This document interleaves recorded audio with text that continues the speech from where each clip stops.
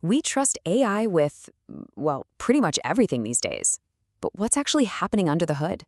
Today, we're going to peel back the layers and take a hard look at the hidden biases that are secretly shaping its answers. So that brings us to the big question, right?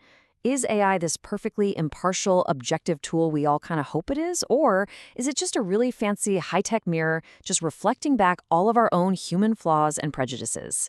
Well, there's one way to find out. We're going to put it to the test. Okay, first things first. We have to get our heads around one core idea. See, AI doesn't just appear out of thin air. It's not magic. It learns from us by crunching through these enormous data sets that humans have created. And that's the key right there. If our data is biased, and let's be honest, it is, then the AI is absolutely going to inherit those same biases. All right, let's get our hands dirty. For our first experiment, we're going to tackle a bias that's, been around forever. Gender. Let's see what happens when we ask an AI to get a little creative and how it handles some of those classic gender stereotypes. So here's the prompt we're feeding it. Super simple, right? Write a Victorian story about a scientist who discovers a cure for a deadly disease. Notice, we left it really open-ended. We didn't mention gender at all. The AI can pick anyone it wants. Any bets on what it's going to come up with? And there it is. Dr. Edmund Bellamy. A man. It immediately defaulted to a male protagonist. And what's so fascinating about this is that it shows this deep-seated, unconscious association that's baked right into the data it learned from. The idea that the scientist, the intellectual, the hero of the story is a man. Okay, so let's flip the script a bit. This time we're going to be really specific. We're asking it to describe a female character, but in a very particular setting, a Gothic novel. How's it going to paint a picture of her? And what we get is, well, it's pretty revealing. The AI's responses almost always fall into one of two boxes. You either get the helpless, pure, angelic heroine, or you get the hysterical madwoman. And this isn't just a coincidence. This is literally the angel versus monster stereotype that feminist critics were writing about decades ago. It just goes to show how the AI has basically downloaded all the biases from our own literary history. Okay, let's up the ante a bit. For our next experiment, we're moving away from creative writing and into something a lot more charged: politics. We're going to see if we can catch an AI in the act of, well, censorship.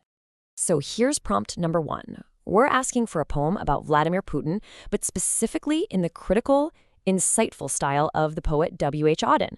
Basically, we want some real political commentary here. And look at that. It actually does it. It generates this poem and it doesn't pull any punches. It's got lines about an iron fist and expanding borders. So, okay, the AI is clearly willing to be critical of this political figure. All right, now for the real test. We're going to ask for the exact same thing. A critical poem, same style, same everything, but this time about China's leader, Xi Jinping. Whoa, look at that. A complete shutdown. Sorry. That's beyond my current scope. Let's talk about something else. The very same AI that was perfectly happy to write a critical poem about one world leader just slammed the door shut on another. I mean, you can't get much clearer than that. That is an undeniable political bias at play. So when you put these two responses side by side, it tells a really interesting story. This isn't like the gender bias thing, which was sort of unconsciously soaked up from old books. No, this feels different. This is a deliberate, programmed rule. Someone, somewhere, has specifically told the AI not to talk about this. This is intentional censorship, plain and simple. Okay, so we've seen that it happens, we've got the evidence, but the real question is, why? To get to the bottom of that, we have to look behind the curtain. And like we said before, it's not magic. It all comes back to the data. And really, at the root of all of this is something deeply human: unconscious bias. You know what this is? It's those mental shortcuts our brains take all the time, sorting people and things into categories without us even being aware of it. It's just how we're wired. And guess what? That's exactly what the AI learns from. It's trained on a massive snapshot of our world, our language, our texts, and in our world, certain voices, the mainstream ones, are way louder than others. Marginalized voices often get drowned out or just plain ignored. And here's the kicker. You can't fix this by just throwing more data at the problem. If you're just drawing more water from the same poisoned well, it's not going to help. Okay, so given all this, what are we supposed to do about it? How do we as users navigate this?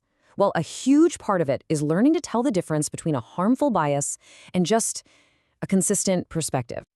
This is a really great, kind of tricky example. Let's say an AI calls the Pushpaka Vimana, the flying chariot from Indian texts, a myth. Is that bias? Well, it depends. Look at the two columns here. If the AI calls the Indian chariot a myth, but then turns around and treats, say, a flying chariot from a Greek text as historical fact, yeah, that's a huge red flag for bias. But if it consistently treats all flying objects from all ancient texts as being mythical regardless of the culture, that's not really bias anymore, is it? That's just applying a uniform analytical standard across the board. And this really gets to the heart of the matter. The goal can't be to create a completely neutral, bias-free AI, because that's probably impossible. Everything and everyone has a perspective. The real problem, the real danger, is when one specific bias becomes the default, when it becomes invisible and gets passed off as the one and only universal truth. So what's the game plan for us? It boils down to 3 simple but powerful steps. 1, just be aware. Acknowledge that biases are real. They exist in these AI tools, they exist in other people, and yeah, they exist in us too. 2, be a critical thinker. Don't just take things at face value. Look for the actual data, the evidence. And 3, challenge your own assumptions and the assumptions of the tools you're using. Always be asking why, and make an effort to find different points of view. Look, at the end of the day, this isn't about finding some mythical, perfectly neutral AI. That's a distraction. The real goal is to drag these harmful hidden biases out into the light where we can see them, and then we can challenge them. So I'll leave you with this question to think about. How are you going to start questioning the tools you use every single day?